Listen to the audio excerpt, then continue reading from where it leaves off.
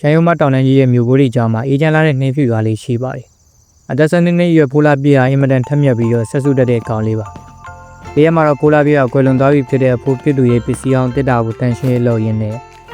အောက်ခြေကလိုအပ်ကန်လေးတစ်ခုကိုတွေ့သွားပါတယ်။အဲဒီထဲမှာတေးစက်ကူနဲ့ထုတ်ထားတဲ့ခြေပြားမြေပုံတစ်ခုရှိနေပါတယ်။ထူးခြားတာကအဲ့ဒီမြေပုံပေါ်မှာဘာသာသားမှမရှိဘဲနဲ့လာရောက်အောက်ကိုယူသွားတဲ့အခါမှသာစလုံးတွေကနီးမြဲပြီးပေါ်လာတာပါ။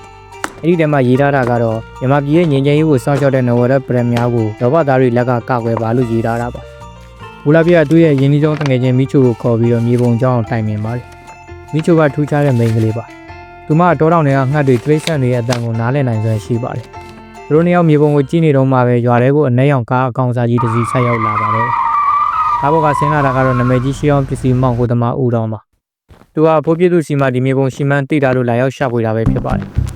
ဖိုးလာပြည့်တို့ကအနီရကိုရိမ့်မိပြီးတော့မြေပုံကိုပိုက်ကခွေးလိမ့်မလေးနီညိုနဲ့အတူညာရင်းချင်းတော်တဲ့ကိုထွက်ပြေးခဲ့ကြပါတော့တယ်။တောနဲ့တရောက်တဲ့အခါမှာအီယမတစ်ပင်ကြီးတစ်ပင်ကလမ်းပိတ်ထားပါတယ်။အဲဒီတစ်ပင်ကြီးရဲ့ပင်စီမှာလူမျက်နှာလိုပုံစံမျိုးရှိနေပြီးတော့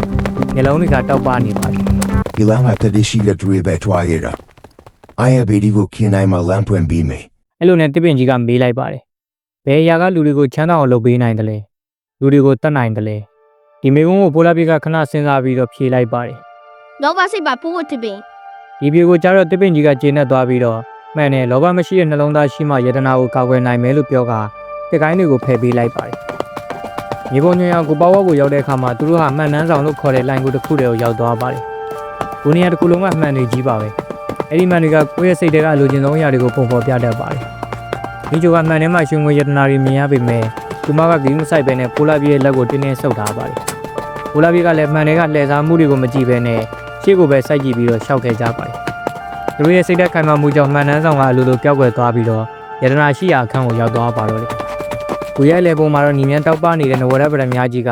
ရေလေကကြောက်တိုင်ပေါ်မှာတင်းတဲစွာရှိနေပါတယ်။ဒါပေမဲ့အဲ့ဒီချိန်မှာပဲဦးတော်တို့ဘက်ကိုယ်ထဲကိုတနက်တွေနဲ့ဝင်လာပါတယ်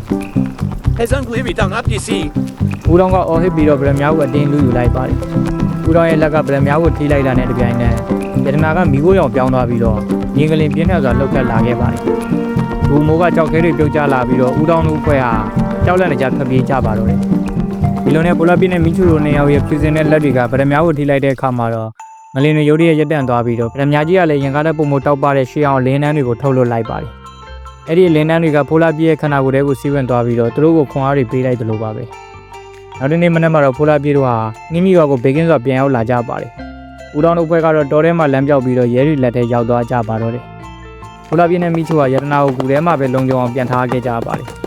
ပေမဲ့သူတို့သိလိုက်ရတာကတကယ်ယတနာဆိုတာကင်တယ်လို့ရတဲ့ကြောက်ခဲမဟုတ်ပဲနဲ့မိမိတို့ရဲ့ရဲစွမ်းတတိနဲ့တိုင်းပြည်ကိုချစ်တဲ့စိတ်ဆိုတာပါပဲ။အခုဆိုရင်နင်းမိရွာလေးရဲ့တောင်ကုန်းပေါ်မှာကလေးနှစ်ယောက်ရဲ့ခွေးလိမ္မာလေးတစ်ကောင်ဟာမြန်မာပြည်ရဲ့လိုအပ်ချက်တွေကိုဆက်လက်ဆောင်ရှောက်ဖို့အသင့်ရှိနေကြပါတော့တယ်။